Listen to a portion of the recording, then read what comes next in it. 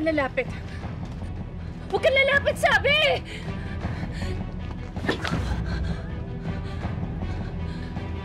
Bakit, Gwen? Natatakot ka ba sa multong ginawa mo? Ano ba pinagsasasabi mo? Bumalik ka na lang sa impyerno! Patay ka na! I'm so sorry to disappoint you, but I can't do that. Hindi kasi ako pwedeng pumunta sa impyerno. Dahil hindi naman talaga ako patay. Surprise! I'm alive. Hindi totoo yung sinasabi mo. Hindi ka totoo. Patay ka na! Nilibing ka namin! I think it's time that you wake up from this nightmare. Siguro naman maniniwala ka na. Totoo ang sinasabi ni Mama. Buhay pa siya!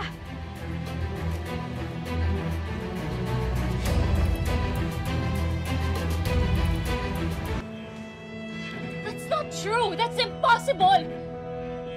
She's a freaking psycho! Ikaw ang baliw! Di ba pinalabas mo sa kanilang lahat na may sakit ako, pero ang totoo, nilalason mo ko. Nalaman ko ang lahat ng yun nung nagpunta ako sa rest house mo. The all this time, pinaiinom mo ko ng gamot para tuluyan akong manghina at pagkasakit. You planned this all along, Gwen? Pagkatapos nun, anong ginawa mo? May pinaturok ka sa akin. Pagkatapos nun, nawalan ako ng malay. Paggising ko, nasa loob ako ng kabaong nakabaon sa ilalim ng lupa. And it seems na yung gamot na tinurok nyo sa akin, para lang patigilin yung pagtibok ng puso ko. Dahil ang gusto mong mangyari, gumising ako sa loob ng kabaong habang nakalibing sa ilalim ng lupa. Di ba, Gwen? Napakahayop mo! Di totoo yung mga sinasabi mo. Ang malas mo lang na may mas baliw pa sa'yo. Si Gary, hinukay niya yung libingan ko at nalaman niya na buhay pa ako. Pagkatapos niya akong iligtas, tinago niya ako. Akala ko noon ligtas na ako pero hindi pa pala. Dahil sinakyan ni Gary yung gusto mong ipalabas, napatay na ako para sa sarili ng mga dahilan. Yung mga hayop kayo? Mga walang ya kayo, mga kriminal! At ngayon, binigyan ako ng Diyos ng pangalawang buhay para itama lahat ng ginawa mo. Rosel, mali ang binibintang mo sa akin. Hindi ko magagawa yung sinasabi mo sa akin. Alam niyo, I think Rosel is still in shock sa mga nangyari sa kanya. Rosel, hindi ko magagawa yung mga binibintang mo sa akin. Hindi ako manluloko. At lalong hindi ako mamamatay tao. Kung alam mo lang kung gaano ako kasaya dahil buhay ka ngayon.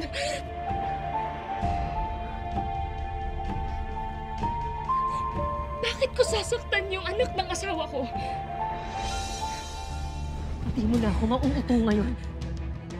Dahil isa kang manloloko, hayop ka!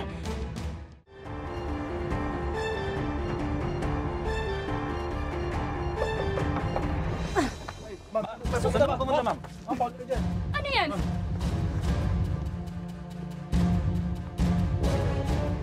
Bakit nasa labas yung mga gamit ko? Tinuring kitang pamilya, Gwen. Nung una, hindi kita tanggap. Pero pinilit kong magustuhan ka para kay Papa. Lahat ng pinakita ko sa'yo, totoo. Pero ikaw, anong ginawa mo? Sinasaksak mo pala ako ng patalikod. Nagpapalaki pala ako ng ahas sa pamamahay ko. Isang malakas at mautak na ahas. Kaya siguro naman pagkatapos ng lahat ng ginawa mo sa akin, kaya mo nang mabuhay sa labas ng pamamahay ko. What? Lumayas ka sa pamamahay ko. Ano pang hinihintay mo? Umalis ka na! No! Hindi mo pwedeng gawin sa akin to. Bahay ko to! Of course I can do that, Gwen. Nagawa mo akong patayan, di ba? Ang swerte mo na ito pa lang ang ginagawa ko sa'yo. Dulce! Dulce, ibalik mo yung mga gamit ko sa loob! Hindi ako aalis dito! Lahat ng meron ka, galing sa pamilya namin. Pumasok ka sa bahay namin ng walang-wala, kaya aalis ka rin dito ng walang dadalhin kahit isa. Pinulot kang basura, at dadamputin ka rin basura sa pinanggalingan mo. Anong gagawin mo?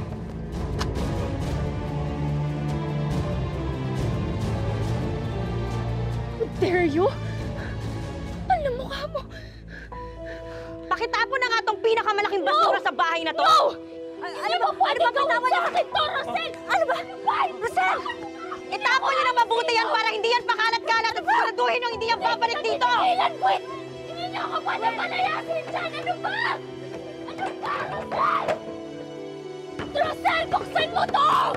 Hindi mo pwedeng gawin sa akin to! Buksan mo ako! Hayop ka! Bahay ko to! Hindi mo pwedeng gawin sa akin to! Buksan mo to!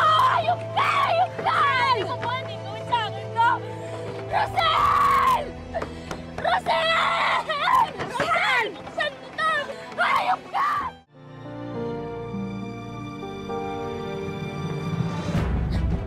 Ano ba? Surprise, surprise, Bella. Or should I say, Jonah?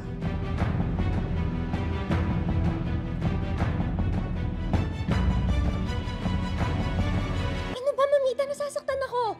The nerve na tawagin mo akong mamita pagkatapos mo akong traidorin? And you suddenly jump ship to Rosel? Ano? Sa tingin mo ba may magagawa pa siya? Kung alam mo lang kung anong mangyayari, Bella.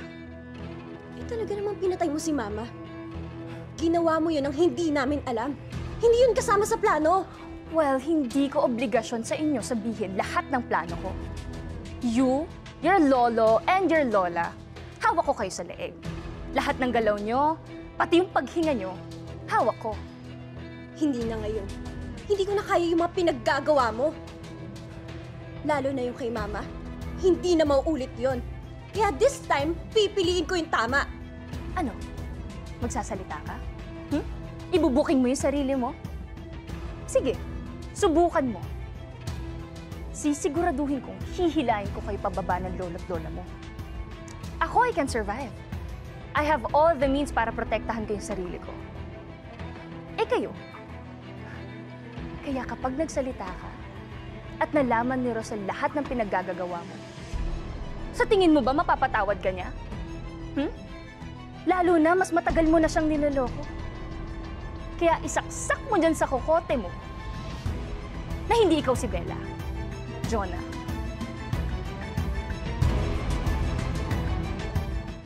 Anong ibig mong sabihin? Maraming pera na ang nawawala sa kumpanya? And even your personal bank accounts. Wala na pong laman.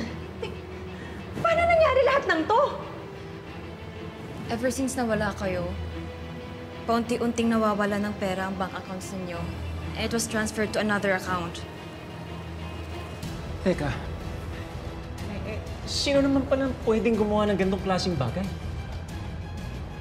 Isang tao lang naiisip kong pwedeng gumawa nito. Si Gwen. Kinuha at ninakaw na sa akin ang lahat.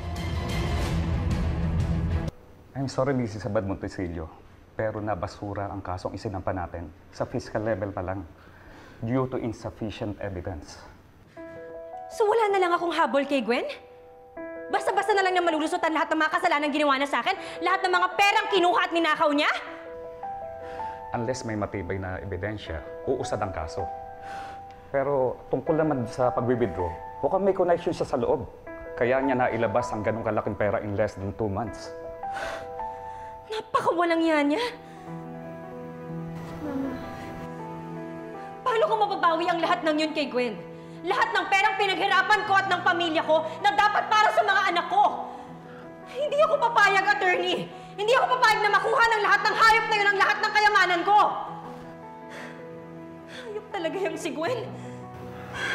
Rochelle, huminahon ka. We will find other ways. At sigurado ako, mayroong ibang paraan para mabawi mo lahat ng sayo.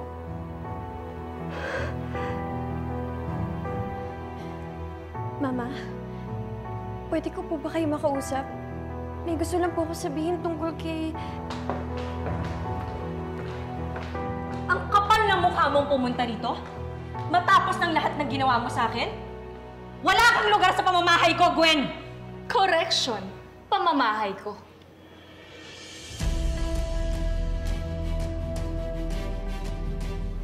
Nakalagay dito na nakapangalan sa akin ang pamamahay na to. So legally, this is my house. Kaya pwede na kayong umalis dito. Go! Tignan mo.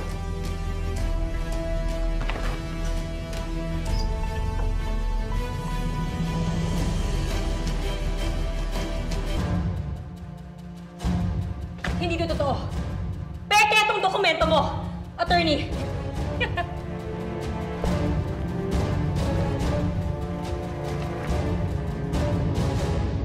It seems legit, Mrs. Montesino. Hindi. Hindi ako papayag. Eh, paano ba yan? Sa akin na nga nakapangalan tong bahay na to eh. Pamamahay ko to! Pinaghirapan to ng papa ko! Hindi ako papayag na mapunta sa sayo! Mama, Ano ba bang ginagawa niyo dyan? Bakit hindi niyo pa ilabas tong mga to? Go! Hindi! Bitawan niyo ako! Itiwan niyo ako! Bitawan niyo ang anak ko! Hindi! Mama! Ano ba? Itiwan niyo ako! Ano ba? Bitiwan niyo si Mama! Hindi kami aalis dito! magsasalita na ako. Kaya kong patunayan lahat ng panulokong ginawa mo kay Mama. Kung paano pinlano lahat, simula nung pagnako mo sa pera ni Mama hanggang sa patayin mo siya. At sino namang maniniwala sa'yo? Eh, manloloko ka naman.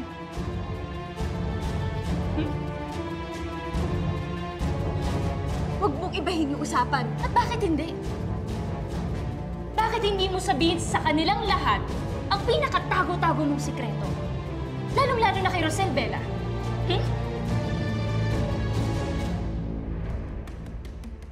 Na kung may manloloko sa ating dalawa dito, eh ikaw yun.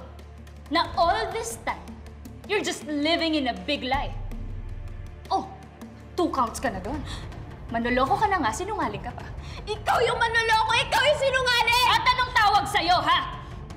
Anong tawag sa nagpapanggap na anak siya kahit hindi naman talaga? Di ba, Peke? What? Yes, Rosel. You heard me, right? Itong babaeng to, yung tinanggap mo na buong-buo na anak mo, hindi naman talaga siya si Bella.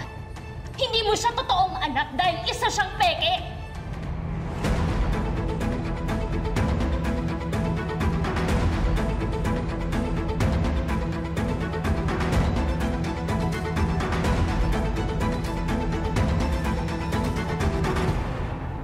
Sige na, Rosel. Tanungin mo na si Jonah. Totoo po yung sinasabi ni Gwen. Hindi po ako si Bella. Plano lang po namin ni na lolo't lola yun. Kasi gusto namin magkaroon ng pera. Pero hindi ko po alam na matututunan ko po pala kayong mahalin bilang isang ina. I'm sorry, Mama. Gusto ko naman po talaga umamin sa inyo eh. Pero pinangungunahan po ako ng takot. I'm sorry po.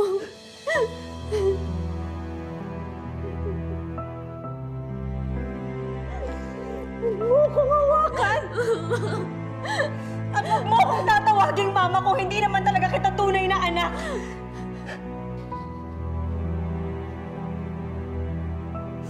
Ang sama-sama niyo! Paano niyo ako nagawang lokohin ng ganito? Ano ba yan? Ang daming drama! Pwede ba? Doon nyo na lang sa labas ng bahay ko gawin yung katsipan ninyo? Lumayas na kayo dito sa pamamahay ko! Hindi ako aalis dito, Gwen! Hindi mo ako mapapalis dito dahil bahay ko to! Ano bang ginagawa nyo dito? Bakit hindi nyo pa ilabas tong mga to? Ha? Hindi! Hindi ako aalis dito! Bahay ko to! Hindi ako aalis dito! Huwag ka naman laban! Go! Alis! Kasama nyo na yung dalawang mong peking anak! Umalis ka na dito! Ikaw pa! Pinagkatiwalaan kita? Nilaglag mo man si Bella pero pareho lang kayong manluloko! Ako, paulit-ulit narinig ko na yan eh! Hayop ka! Hayop ka! Walang yaka! Walang yaka! Napakasama mo! Walang yaka! Walang yaka! Isa ka pa! Bitawan mo ako! Bitawan! Hindi kita titigilan! Bitawan mo ako! Hayop ka!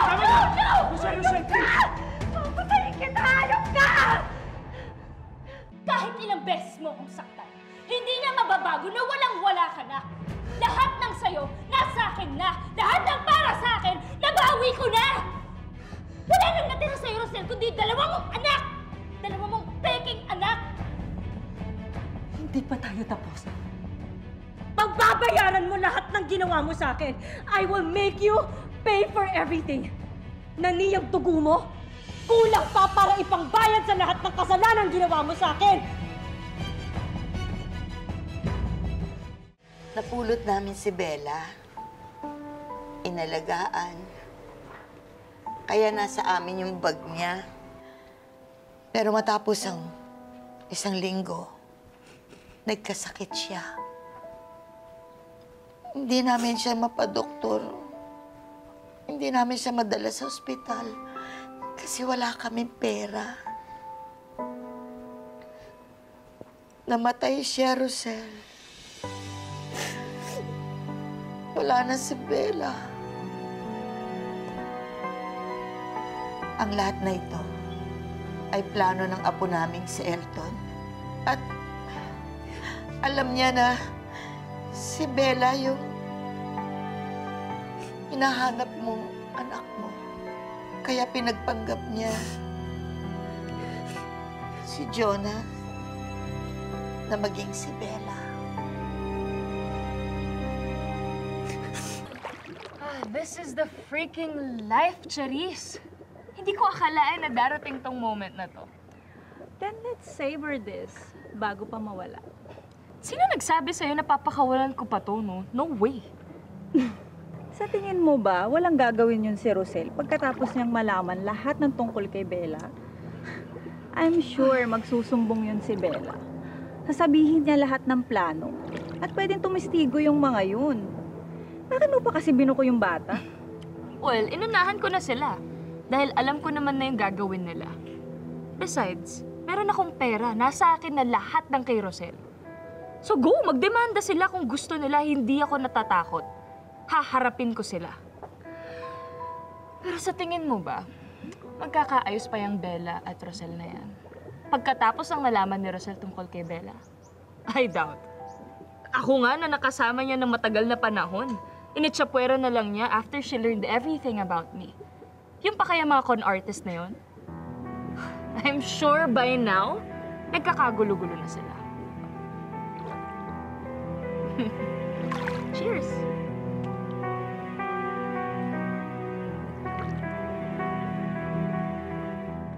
Anong sinabi mo? Dito na po ulit kami titira. Babalik na po kami dito. And do you think I'm that stupid? Napatulan yung mga sinasabi mo, ha? I'm done with all of you. Kaya umalis na kayo dito. Please, Mamita. Ayaw na po sa akin ni Mama. Hindi na po niya ako mapapatawad dahil sa ginawa ko. Wala na rin po kami pupuntahan. Kaya please po, tanggapin mo lang po ulit kami. Sige na po, Mamita. Can you not call me Mamita? Hindi kita kaano-ano, kaya umalis na kayo! Mamita, please. Kung kailangan ko humingi ng sorry dahil sa pagtatraitor na ginawa ko, gagawin ko. Tanggapin mo lang ulit kami. Hindi na ako mapapatawan, di ba, May? Ayoko naman ipilit yung sarili ko sa kanya. Kaya, Mamita, please, tanggapin mo lang ulit kami.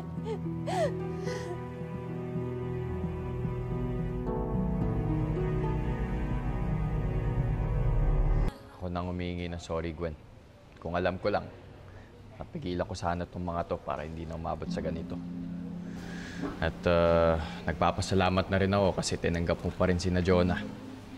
Walang-wala rin kasi ako kaya hindi ko rin sila matulungan. It's no big deal, Elton.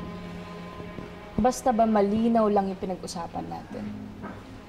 Nasisiguraduhin mo na hindi magagamit sina Jonah ni Rosel against me. Makakaasa ho kayo, hindi ko namin gagawin yun. Lolo naman kasi. Sinabi ko naman sa inyo dati pa, di ba? Na wag niyong tataluhin si Gwen. Dahil siya lang ang makakatulong sa atin. Napakatigas ng ulo niyo. Tignan niyo, ano nangyari? Kay Gwen din kay babalik.